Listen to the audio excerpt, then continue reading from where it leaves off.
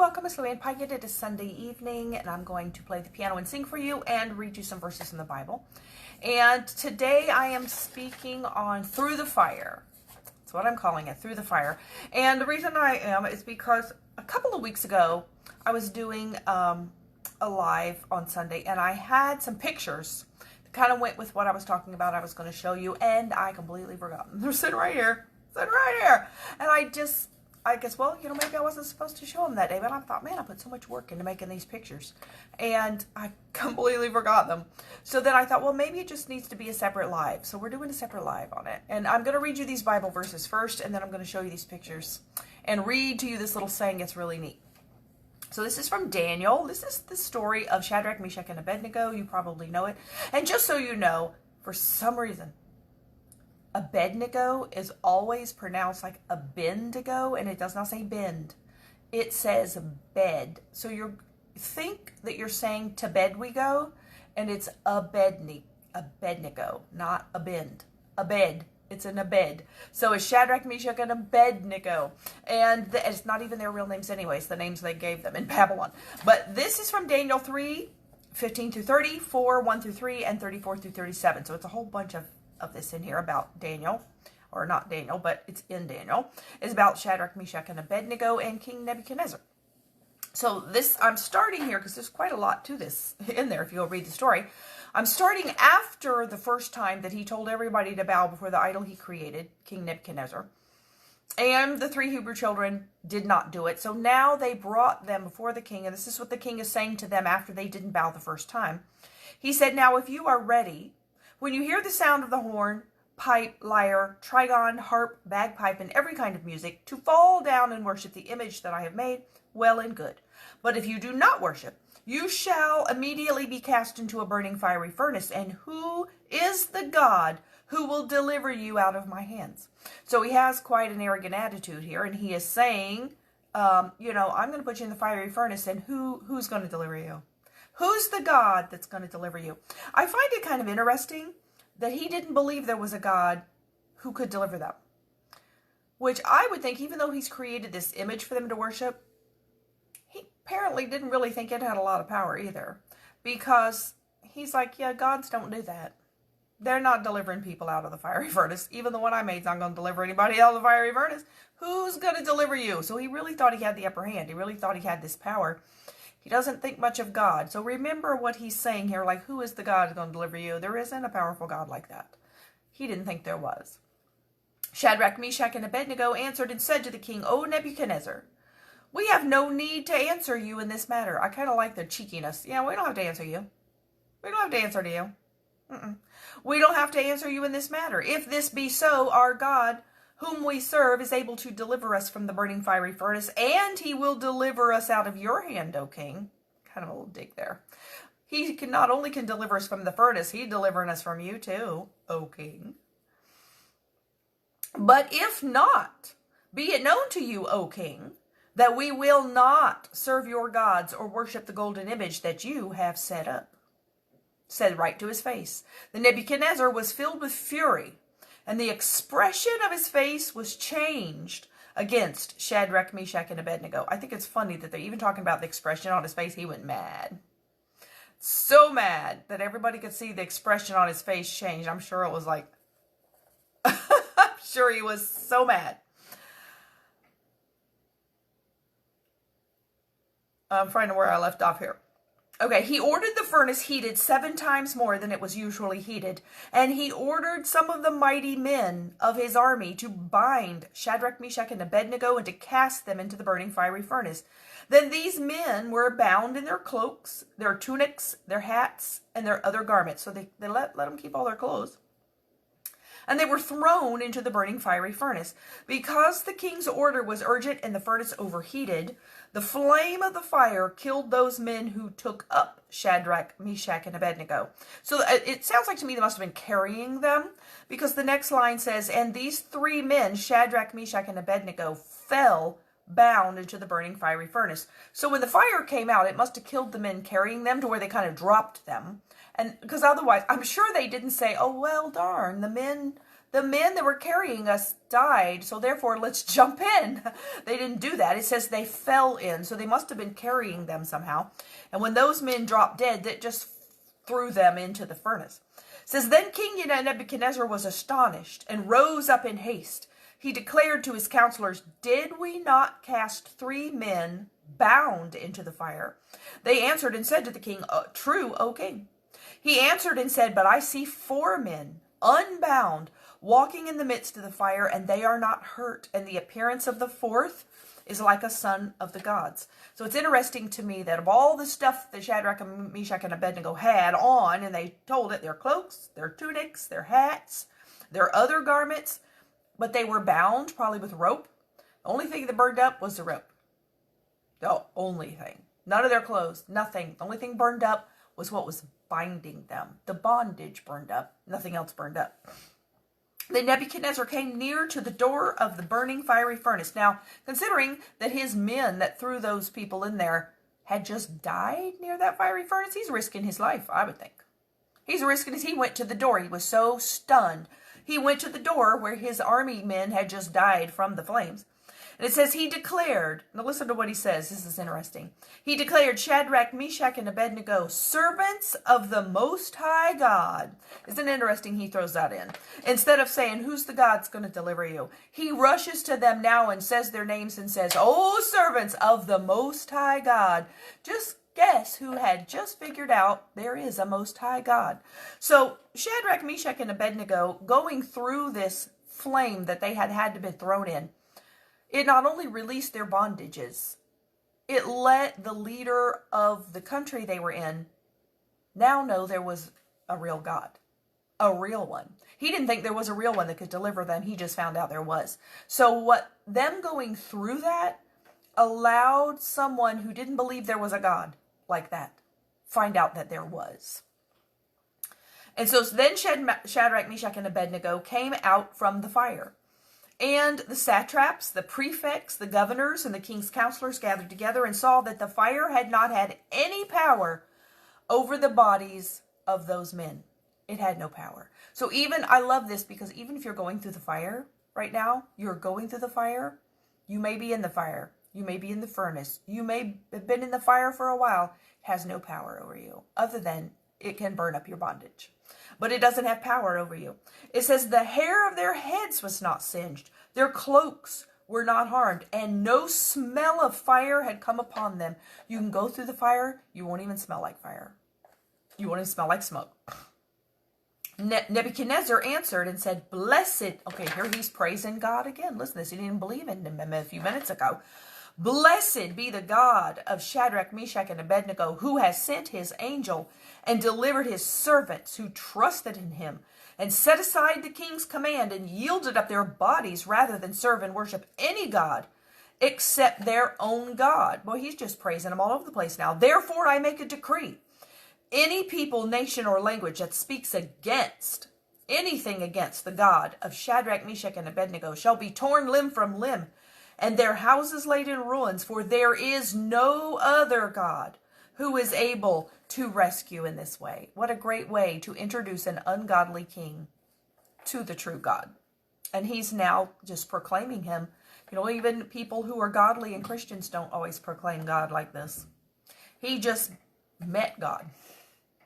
Didn't believe him in a second ago and is saying, oh, he's the Most High God. He is the worthy God. He is the exalted God. Ungodly king saying that about God. Just met God. And listen to this next sentence. I love this. Then the king promoted Shadrach, Meshach, and Abednego in the province of Babylon. Okay, these people who had just been thrown in the fiery furnace to die a horrible death, not only were set free, they were promoted. They were promoted. They were made successful. They were given high positions in his government. They were promoted in the province of Babylon. King Nebuchadnezzar. Now after this is interesting because all of this has been telling the story about this happening. Suddenly, the next verse is actually apparently being like narrated by Nebuchadnezzar, because it's like, it says King Nebuchadnezzar, and then he starts speaking. So this is it just like suddenly happens in the middle of this chapter. It says, King Nebuchadnezzar, to all the peoples, nations, and languages that dwell on the earth. So it's like, here, I'm Nebuchadnezzar, and here's what I'm saying. Peace be multiplied to you. It has seemed good to me to show the signs and wonders that the Most High God has done for me. He's testifying now.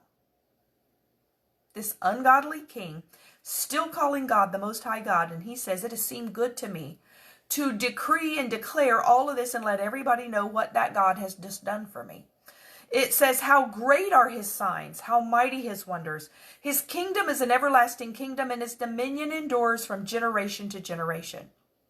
He has suddenly realized that God's eternal as well. How did he know he had an everlasting kingdom? He suddenly knew that. He knew he had great and mighty signs, mighty wonders, and it lasts through generations, and he has an everlasting kingdom. He suddenly knew all about God. Very interesting, isn't it? So, if God is allowing you to go through something, there could be a King Nebuchadnezzar observing in your life. It may not be a king. It could be anybody.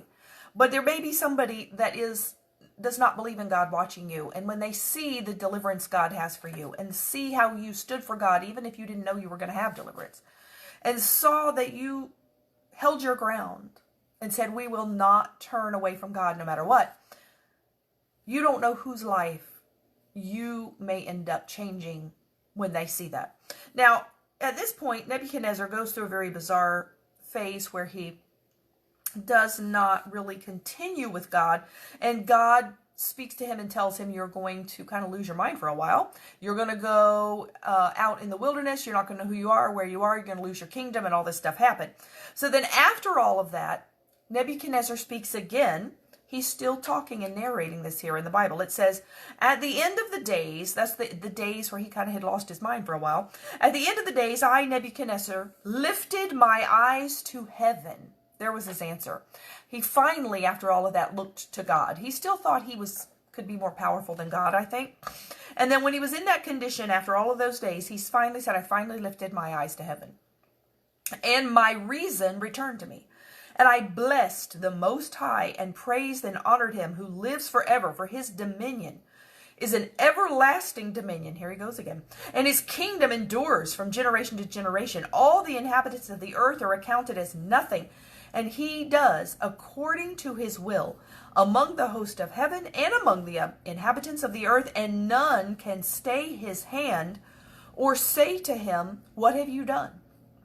At the same time, my reason returned to me, and for the glory of my kingdom, my majesty and splendor returned to me. My counselors and my lords sought me, and I was established in my kingdom. How often does that happen? You had a ruler that was king over a country, and they kind of went crazy for a while. He was out eating grass in the field, it said. He didn't know who he was. He didn't know where he was. He crawled on his hands and knees. He's eating grass. And they're like, he has lost his mind. He's not in his... Who goes to somebody after that and said, oh, king, we want you back to rule the kingdom? But it said his reason came back. He was sane again. His mind was restored. And God allowed him to have his kingdom back. It says, my majesty and splendor was returned to me. My counselors and lords sought me and established me back in my kingdom. They're like, seriously, the crazy guy, we put him in charge again. But that's what God allowed to happen. And it says, and still more greatness was added to me. Now I, Nebuchadnezzar, praise and extol. He wasn't letting that go again. I, Nebuchadnezzar, praise and extol and honor the King of heaven, for all his works are right and his ways are just, and those who walk in pride he is able to humble. So it sounds like to me Nebuchadnezzar finally really turned completely to God and praised and honored him. A man that was in a very ungodly country, had been raised in an ungodly life. But just through that one thing, Shadrach, Meshach, and Abednego going through the fiery furnace, changed his life, changed his destiny.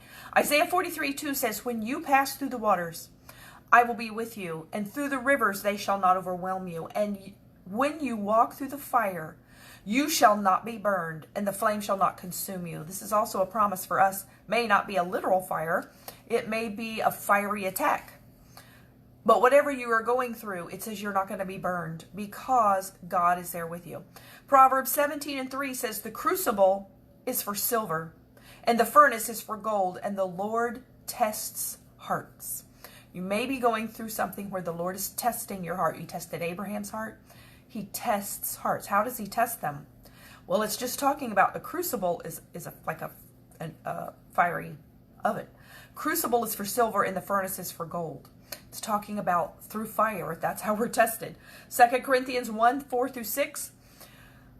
God comforts us in all our affliction. This is another reason I feel, wow, this is why we go through the fire sometimes. God comforts us in all our affliction so that we may be able to comfort those who are in any affliction with the comfort with which we ourselves are comforted by God. For as we share abundantly in Christ's sufferings, so through Christ we share abundantly in comfort too. You know, sometimes we forget that part and we talk about just how we suffer, we're following Christ's sufferings, we're here on this earth and we suffer.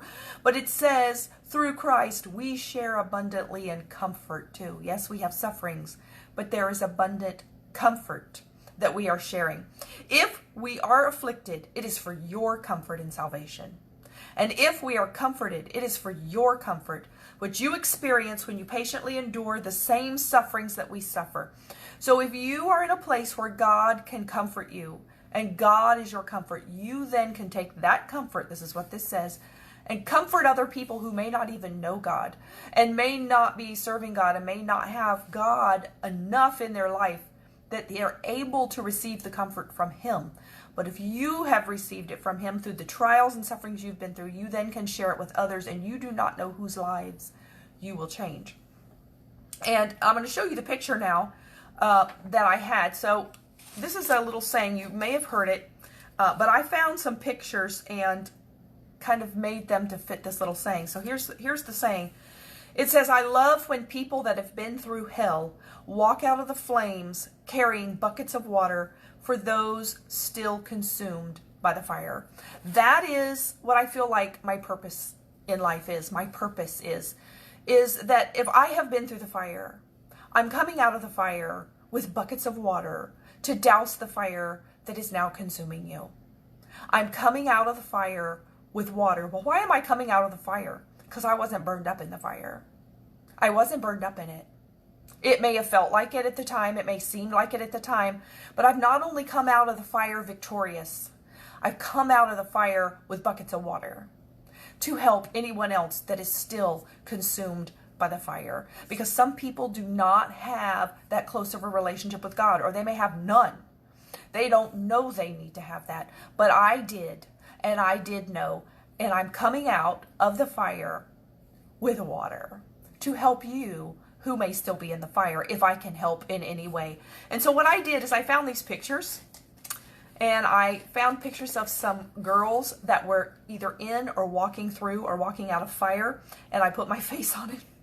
I put my face on it just what it looked like me, and I put buckets in her hand. And here's one picture right here. She's walking out of that fire, carrying buckets of water with the fire. I love it that the fire is behind her. Here's another one I found. I couldn't make up my mind which one I liked the best, so I did them all. Here I am. I put my face on it, and I put buckets in my hand, and I'm walking on the fire in this one. Walking through the fire, coming out of the fire to douse the flames that may still be consuming you. And one more. I love this one because I love this dress. She has on this fiery red dress, and here she comes, walking through the fire, having survived the fire, carrying buckets to help the others. And I'm going to sing a couple songs now. They're both in the hymnal that I had in the church I grew up in. One is called Let Me Touch Him, and it was written in 1964. I was two. I was two when that was written. And the other one was written in 1942. I was not here then. It is called Let My Life Be a Light. And these are songs that I really feel this is what I want God to do in my life. Hi, how are you doing? And I hope that these songs will bless you and touch you. Let me touch Him. Let me touch Jesus. Let me touch Him as He passes by. Then when I shall reach out to others, they shall know Him, they shall live.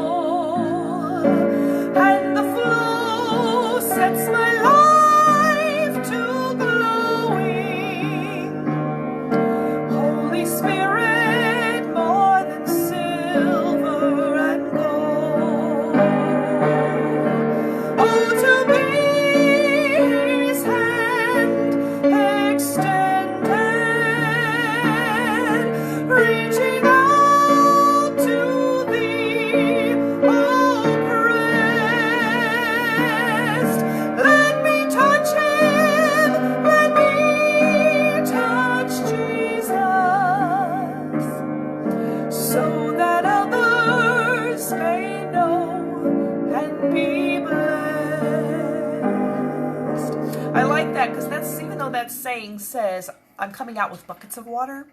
This third verse says there's a river. It's not really just buckets of water. And it's not my water. It's not from me. The river flows from God, from the throne of God. But you can be the channel for it. It says there's a river flowing from within. Even though I've been through the fire, the river has not been quenched. It's flowing from within to cleanse my soul, and it's flowing to others. Let me live, blessed Lord, in the light of thy word. Let my life be a light on a hill, leading souls now astray to the straight, narrow way. Help me do some good deed while I live. Give me wisdom and power every day, every hour. Let me drink from the fountain above. Guide my footsteps aright through the dark, stormy night. Give me peace, give me joy, give me love.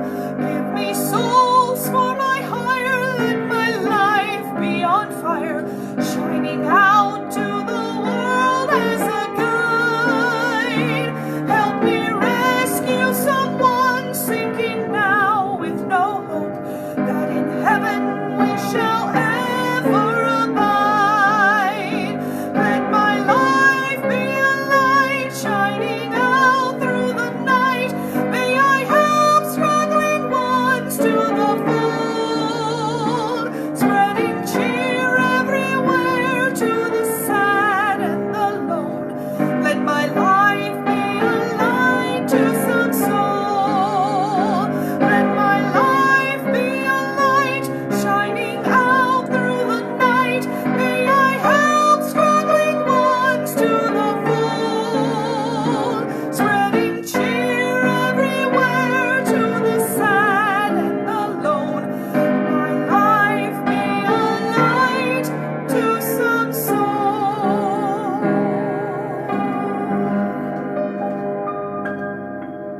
I hope that my life is being a light to you and to anyone that is watching. 1 Corinthians 3:11 through 15 says, For no one can lay a foundation other than that which is laid, which is Christ Jesus. There is no other one. He is it.